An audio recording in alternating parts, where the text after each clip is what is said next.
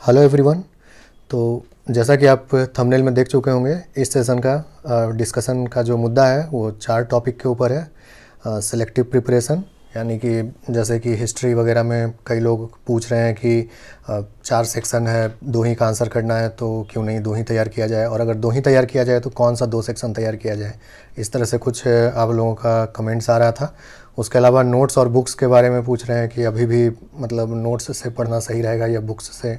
Word limit के बारे में कई लोग सवाल पूछे हैं, और ऑप्शनल लैंग्वेज को लेकर अभी भी कन्फ्यूज़न बना हुआ है। मतलब थोड़ा सरप्राइजिंग है, क्योंकि अब एग्ज़ाम जो है सो काफ़ी नज़दीक आपका आ गया है समय। तो अब ये सब कन्फ्यूज़न नहीं होना चाहिए, पर ठीक है, एक बार फिर से इसको डिस्कस कर लेते हैं। तो पहला जो यहाँ पर पॉइंट ऑफ डिस्कशन है वो है सिलेक्टिव प्रिपरेशन को लेकर। जैसे कि हिस्ट्री वगैरह में आपका 4 सेक्शन दिया हुआ है, वहाँ पर आपको 2 ही आंसर करना होता है। तो क्वेश्चन था कि ये सही स्ट्रैटेजी रहेगा कि नहीं रहेगा। देखिए, स्ट्रैटेजी तो ठीक है, इसमें कोई प्रॉब्लम नहीं है।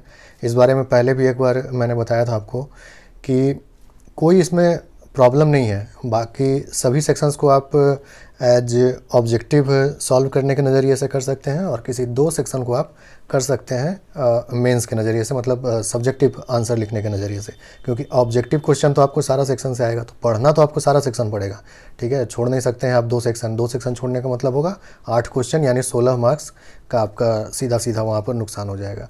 ठीक है, पीटी वाला ऑफ कोर्स थोड़ा बहुत याद रहेगा ही वहाँ पर आपको, लेकिन फिर भी 3-4 महीना जब आप मेंस के मोड में रहते हैं तो वो ऑब्जेक्टिव सॉल्व करने का जो अप्रोच है वो सब थोड़ा सा बदल जाता है। ठीक है, कई सारे फैक्ट्स वगैरह दिमाग से निकल जाता है। तो पढ़ना तो आपको चारों सेक्शन है, और उसके अलावा 2 सेक्शन आप अच्छे से तैयार कीजिए, लेकिन जो बाकी 2 सेक्शन है उसको छोड़ना नहीं है। इसके पीछे मुख्य वजह ये है कि कई बार कितना भी अच्छा से आप कोई टॉपिक प्रिपेयर करके जाएं, अगर कमीशन को कुछ ऐसा क्वेश्चन पूछना होगा जो कि टफ़ करने के लिए, तो वो कुछ ऐसा पूछ देगा कि आपके पास या तो उसका जवाब नहीं होगा सही तरीके से, या जवाब होगा भी तो छोटा, आप उसको बहुत एक्सप्लेन नहीं कर सकते हैं। ये सब समस्या आपको देखने के लिए मिल सकता है वहाँ पर।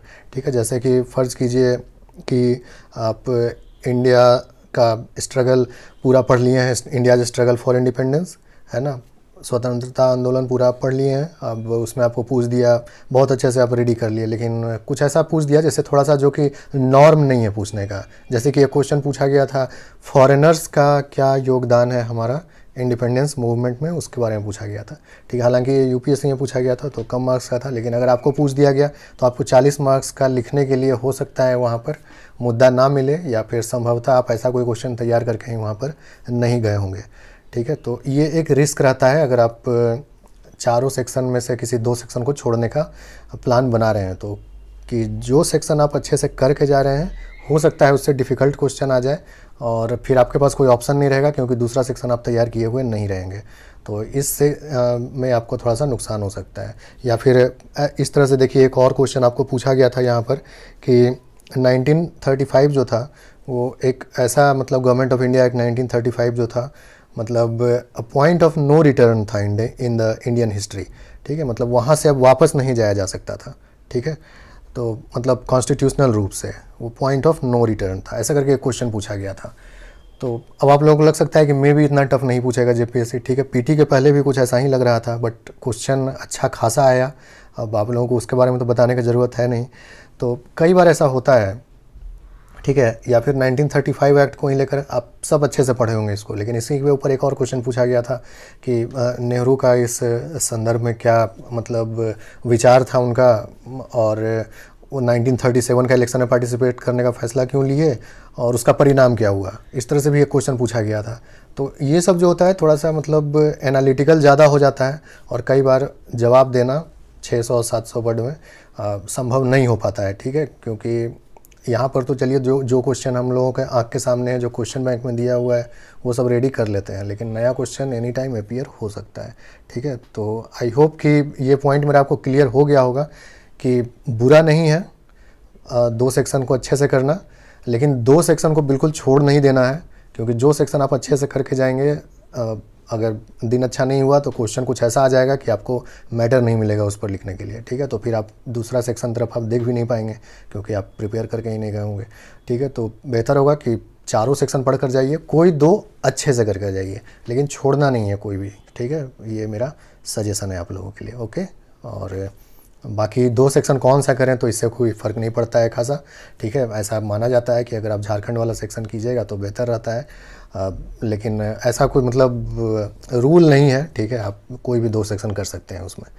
ओके, सेकंड पॉइंट पर बात कर लेते हैं, नोट्स या बुक्स या फिर दोनों से पढ़ाई करना चाहिए। देखिए मैं तो नोट्स वगैरह के तो खैर मैं हमेशा से अगेंस्ट रहा हूँ कि आप हमेशा अपना नोट्स खुद बनाइए, अपना बुक्स वगैरह अच्छा रेफ़र कीजिए, और उसी से जो है आपका आंसर दूसरों के जैसा नहीं दिखेगा, थोड़ा अलग दिखेगा, क्योंकि बुक्स से जब आप बनाएंगे तो आप अपना लैंग्वेज यूज़ करेंगे वहाँ पर, बुक से बस आप फैक्ट उठाएंगे, डेटा उठाएंगे, ये सब करेंगे। नोट्स जो है काफ़ी मोनोटोनस हो जाता है, ठीक है। सारे लोग वही पढ़ते हैं, फिर जो है आंसर जो है मतलब उतना क्रिएटिविटी नहीं रह जाता है उस आंसर में आपका, ठीक है। तो अगर समय का कमी है तो ठीक है, कुछ स्टैटिक का नोट्स आप पढ़ सकते हैं, ऑनलाइन भी देखते हैं मिलता है, और नहीं तो रांची में तो मिलता ही है, आप लोग खरीद सकते हैं वहाँ पर से, ठीक है। मैंने देखा है हिंदी इंग्लिश सबका नोट्स मिलता है वहाँ पर, है ना, आप वहाँ पर जाकर खरीद सकते हैं। तो ठीक है, मेरा कहना है कि ज़्यादा नोट्स पे रिलाई नहीं करना है, ओके। और डायनेमिक चीज़ का तो बिल्कुल भी नहीं, जैसे कि इकोनॉमी हो गया, पॉलिटी हो गया आपका, उसके अलावा साइंस एंड टेक, इन्वायरमेंट, ये सब अच्छे से अपने से खुद से प्रिपेयर करेंगे तभी ठीक है। बाकी अगर आपके पास नहीं है कोई ऑप्शन तो फिर हिस्ट्री वगैरह जैसा जो सब्जेक्ट है उसको आप नोट्स से पढ़ सकते हैं, क्योंकि वो सब में उतना ज़्यादा कुछ फेरबदल नहीं होता है, ठीक है। तो आई होप आपको क्लियर हो गया होगा। बुक्स मेन रखिए, अगर समय का बहुत ज़्यादा पॉसिटी है, कमी है बहुत ज़्यादा टाइम का, तो फिर हिस्ट्री वगैरह का देख सकते हैं नोट्स थोड़ा बहुत, ठीक है। बट सारे सब्जेक्ट्स का मेरे ख्याल से, मेरा पर्सनल ये ओपिनियन है, सही नहीं रहेगा, ठीक है। वर्ड लिमिट के बारे में बात कर लें तो वर्ड लिमिट देखिए आपका इसमें बहुत ज़्यादा कन्फ्यूज़न है, इसलिए है क्योंकि लास्ट टाइम जो है बस साइंस एंड टेक वाला जो पेपर था ना, उसी में वर्ड लिमिट दिया हुआ था, ठीक है। वहाँ पर 32 मार्क्स का क्वेश्चन था, और लिखा हुआ था कि 500 से 600 वर्ड से ऊपर नहीं होना चाहिए, ठीक है, मतलब इसके नीचे ही होना चाहिए, ऐसे लिखा हुआ था। तो आप समझ सकते हैं अगर इसको आप 500 वर्ड्स में भी लिखते हैं, और देखिए ये मैक्सिमम लिमिट रहता है दिया हुआ, ठीक है, ये मिनिमम लिमिट नहीं रहता है। तो आप यहाँ पर अगर 32 मार्क्स में आप 450 वर्ड के अराउंड भी अगर लिख रहे हैं तो बहुत अच्छा है। तो उस हिसाब से बाकी पेपर में 40 मार्क्स का पूछा जाता है, तो आपका आंसर जो है सो मेरे ख्याल से, इसलिए मैं भी प्रैक्टिस में आपको जो है सो 600 बोलता हूँ लिखने के लिए, क्योंकि मुझे लगता है इतना सफिशिएंट होना चाहिए, है ना। और 600 वर्ड का प्रैक्टिस रखिए आप, थोड़ा बहुत 50 प्लस माइनस रख सकते हैं, ओके। इससे ज़्यादा मुझे नहीं लगता है। लास्ट टाइम भी मैंने लिखा था तो ठीक ठाक हिस्ट्री में आपको हमारा भी जो है सो 115 प्लस मार्क्स आ गया था वहाँ पर। तो ऐसा, जबकि मैंने विशेष तौर पर आपका स्टेट पीएससी यानी कि झारखंड के लिए कुछ प्रिपेयर भी नहीं कर रखा था। यूपीएससी का जो नॉलेज बेस था और यूपीएससी का जो भी मतलब पैटर्न या जिस ढांचा पर लिखने का आदत था, बस वही बना हुआ था। इसके बावजूद मार्क्स देखा कि ठीक ठाक आ गया था यहाँ पर, ठीक है। तो पॉइंट मेरा यही है कि मुझे नहीं लगता कि बहुत ज़्यादा वर्ड लिमिट करने से ज़्यादा लाभ है। अच्छा और सॉलिड पॉइंट्स होना चाहिए, 600 के आसपास सफिशिएंट होना चाहिए मेरे ख्याल से। ये मेरा ओपिनियन है, दिस इज़ नथिंग ऑफिशियल, ठीक है। तो इतना जो है आप देख सकते हैं। तो वर्ड लिमिट से संबंधित आई होप कि आपको कन्फ्यूज़न क्लियर हो गया होगा। और जहाँ तक बात है तो वर्ड लिमिट देखिए, जो टेक्निकल सब्जेक्ट होता है उसके लिए बहुत ज़्यादा परेशान मत होइए। ये मैं बार बार कई वीडियोस में आपको बता चुका हूँ। टेक्निकल मतलब जैसे कि फिजिकल साइंस आपका हो गया, बायोलॉजी वाला जो पोर्शन है, लाइफ साइंसेज वाला वो हो गया, ठीक है। वर्ड का थोड़ा सा महत्व ज़्यादा होता है आपका हिस्ट्री, पॉलिटी और ज्योग्राफी, इन सब में थोड़ा सा वर्ड्स पे ध्यान दीजिएगा, कोशिश कीजिएगा 600 तक पहुंचाने का, 600-650। और बाकी में चलता है उतना 450-500 वर्ड भी आप लिखते हैं, मतलब 4 पेज लिख दिए तो बहुत है आपका आंसर। मेरा ये पर्सनल ओपिनियन है, क्योंकि टेस्टेड है, मैंने पहले लिखा हुआ है और मार्क्स भी ठीक ठाक आया था, तो मुझे नहीं लगता है कि उससे ज़्यादा प्रॉब्लम होना चाहिए, ठीक है। ऑप्शनल लैंग्वेज के बारे में अगर बात करें तो देखिए, ऑप्शनल लैंग्वेज का जहाँ तक बात है तो ऑप्शनल लैंग्वेज में देखिए आपका प्रोफिशिएंसी का टेस्ट होता है कि किसी एक सब्जेक्ट में आप प्रोफिशिएंट हैं कि नहीं। बाकी तो सारा जनरलिस्ट जैसा एग्ज़ाम होता है, ठीक है ना, एक जनरल आपको वहाँ पर नॉलेज चाहिए होता है, बट एक ऑप्शनल रखा जाता है ताकि देखा जाए कि गिवन अ चांस आप किसी एक सब्जेक्ट में बहुत अच्छा कर सकते हैं कि नहीं कर सकते हैं, ठीक है। तो प्रोफिशिएंसी का टेस्ट होता है वहाँ पर। देखिए यहाँ पर दो बात होता है, कई बार जो इजी वाला पेपर वगैरह होता है आपका, वो बहुत ज़्यादा लोग ले लेते हैं, ठीक है, जो ईजी दिखता है उसको बहुत ज़्यादा लोग ले लेते हैं उस पेपर को। तो वहाँ पर जो आपका मान लीजिए एक कोई जो है सो एवरेज आंसर लिखा है और कोई जो है बहुत अच्छा लिखा है, एकदम सुपर आंसर लिखा है, ठीक है। तो आप समझ रहे हैं कि अगर ईजी है वो पेपर, जो ईजी तो ऐसे तो मेरे ख्याल से सिलेबस अगर किसी का छोटा है तो ईजी हो जाता है, नहीं तो ऐसा कोई ईजी जैसा कुछ होता नहीं है, ठीक है। तो मान लीजिए कि कोई इजी है, मार्केट में ऐसा हल्ला हो गया है कि वो इजी है, तो फिर उसको ज़्यादा लोग ले लेते हैं, ठीक है। तो वहाँ पर संभवतः जो सुपर आंसर होता है वो बहुत ज़्यादा लोग लिखते हैं, ठीक है। आप मान लीजिए कि 1000 लोग ले लिए हैं एक ही पेपर को, तो संभवतः 40-50 लोग बहुत बहुत बहुत अच्छा आंसर लिखेंगे वहाँ पर, है ना। तो जो आपका एवरेज आंसर होगा, मान लीजिए कि आपका 10 मार्क्स का ही आपका वो क्वेश्चन है, तो अगर बहुत अच्छे आंसर वाले को उसमें 8 बिठाया जा रहा है, तो आप समझ रहे हैं एवरेज वाले को वहाँ पर 4 या 3 बिठा दिया जाएगा। बात आप पॉइंट समझने की कोशिश कीजिए जो मैं समझाने का कोशिश कर रहा हूँ आपको। बट अगर ये टफ़ पेपर है, या फिर टफ़ है नहीं बट लेकिन मार्केट में ऐसा है कि ये जो है टफ़ पेपर है आपका, ठीक है, तो वहाँ पर क्या होता है कि कम लोग ऑप्ट करते हैं, है ना। तो मान लीजिए अगर यहाँ पर 1000 लोग ऑप्ट कर रहे थे, तो यहाँ पर संभवतः 30 या 40 लोग ही उस पेपर में अपीयर होंगे, ठीक है। तो वहाँ पर जो सुपर आंसर आएगा वो भी बहुत कम आएगा, संभवतः 1 या 2 लोग ही होगा जो कि बहुत अच्छा लिखेगा वहाँ पर, मतलब एक्सेप्शनल जिसको बोलते हैं। मैं बहुत अच्छा कहने का मतलब जो एक्सेप्शनल बिल्कुल लिखते हैं, एक्स्ट्रा ऑर्डिनरी जैसा, है ना। और वहाँ पर जो आपका एवरेज आंसर होगा वो भी देखने में काफ़ी अच्छा लगेगा, ठीक है ना। जो एग्जामिनर होगा उसको उतना ज़्यादा बुरा नहीं लगेगा आपका एवरेज आंसर देखकर, जितना बुरा उसको यहाँ पर लग सकता है, क्योंकि यहाँ पर एक्सेप्शनल आंसर लिखने वालों का संख्या बहुत ज़्यादा है, ठीक है ना। तो यहाँ पर आपको अगर 4-5 मिल रहा है तो संभवतः यहाँ पर आपको उससे बेहतर मिलेगा एवरेज आंसर लिखने पर। तो पॉइंट यही है कि ये सब जो आप सुनते हैं हर बार मार्केट में कि ये पेपर में बहुत अच्छा मार्क्स उठाई, इस पेपर में बहुत अच्छा मार्क्स उठा, देखिए ये सब में बहुत ज़्यादा सब्सटेंस नहीं होता है, ठीक है। आप आज सोच रहे हैं कि आपको इसमें बहुत अच्छा आएगा, बहुत ज़्यादा लोग वही पेपर फिर लेने लगते हैं, फिर अगले साल पता चलता है उसी में सबसे टफ चेकिंग हो गया कॉपी का। तो ये सब जो है चलता रहता है, ये सब बीपीएससी में भी होता है, कभी ये बहुत फेमस हो जाता है, कभी एक समय लेबर साइंस वाला जो पेपर था वो काफ़ी पॉपुलर हो गया था, एलएसडब्ल्यू वाला जो था। उसके अलावा कभी ज्योग्राफी पॉपुलर हो जाता है, कभी सोशियोलॉजी पॉपुलर हो जाता है, ये सब चलता रहता है, ठीक है। क्योंकि किसी साल किसी में ज़्यादा नंबर आ जाता है, किसी में कम आ जाता है।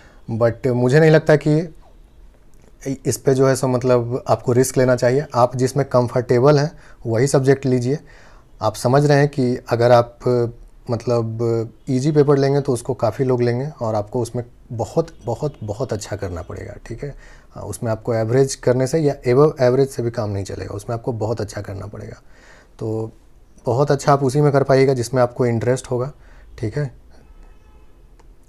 बहुत अच्छा आप तभी कर पाइएगा जिसमें जो कि आपको नेचुरली जो है आ रहा है थोड़ा बहुत, ठीक है, जो आपको नेचुरली प्राकृतिक रूप से आप जानते हैं थोड़ा बहुत लैंग्वेज उसको, है ना, जिसमें आप थोड़ा क्रिएटिव हो सकते हैं, जिसमें आप थोड़ा क्रिएटिविटी दिखा सकते हैं, ठीक है। तो ये सब कुछ बेसिक पॉइंट्स है। और अगर आप एक नया लैंग्वेज सीखते हैं, मान लीजिए आप एक नया लैंग्वेज सीखते हैं, तो है कि पहले तो आपको उसको सीखना होगा, ठीक है, पहले आपको सीखना होगा उसको। उसके बाद फिर उसमें आपको क्रिएटिविटी थोड़ा दिखाना पड़ेगा, क्रिएटिव बनना पड़ेगा, ताकि आप उस टक्कर के आ सकें, उस लेवल पे आ सकें जहाँ पर कि ऑलरेडी जो महारथी लोग बैठे हुए हैं उस लैंग्वेज में, उनके आप लेवल का आंसर लिख सकें। तो ये सब जो है आपका काम थोड़ा बढ़ जाता है। लेकिन अगर आप पहले से जान रहे हैं उस लैंग्वेज को तो डेफिनेटली आपको सीखने वाला पार्ट तो ख़त्म ही हो गया। अलग से आपको सीखना कुछ नहीं है, बस आपको प्रिपेयर करना है, ठीक है। तो मेरे ख्याल से ये क्राइटेरिया होना चाहिए कि कौन सा ऑप्शनल लिया जाए, इंटरेस्ट किस में है आपका, नेचुरली आपको क्या आता है और आप किस में जो है क्रिएटिव रूप से आंसर लिख सकते हैं, ठीक है। और नंबर ज़्यादा कट जाता है ऐसा कुछ नहीं होता है, ठीक है। इंग्लिश हमारा भी था, हालांकि नहीं अच्छा मार्क्स आया था क्योंकि पिछली बार तैयारी बिल्कुल भी नहीं था ऑप्शनल लैंग्वेज पेपर का। बट यकीन मानिए जितना लिख कर आया था उससे मतलब क्या ही बोला जाए, हार्डली 10 नंबर कटा होगा जितना लिख कर मैं आया था उसकी अपेक्षा। तो पॉइंट मेरा यही है कि ऐसा कुछ नहीं है कि मार्क्स नहीं आता है, ये सब बेकार की बात है। आपको जो आता है सब्जेक्ट उसी को लेने का कोशिश कीजिए। नए में जाइएगा तो मेरा पर्सनल ओपिनियन यही है कि आपको ज़्यादा एफर्ट लगाना पड़ेगा, ठीक है। अगर आप एफर्ट लगाने के लिए तैयार हैं तो बिल्कुल लीजिए, जो भी रीजनल लैंग्वेज लेना है रीजनल लैंग्वेज लीजिए, इंग्लिश हिंदी जो लेना है लीजिए। एफर्ट अगर एक्स्ट्रा लगाना है तो फिर ले सकते हैं। अगर एफर्ट आपको नॉर्मल रखना है तो फिर आप वही लैंग्वेज ऑप्ट कीजिए जो आपको ऑलरेडी आता है, जिसमें आप कंफर्टेबल है, जिसमें आप क्रिएटिव रूप से लिखते आए हैं आज तक, वही आपको ज़्यादा सही रहेगा। ठीक है, तो उम्मीद करते हैं ये चारों पॉइंट से संबंधित आपका सारा कन्फ्यूज़न दूर हो गया होगा।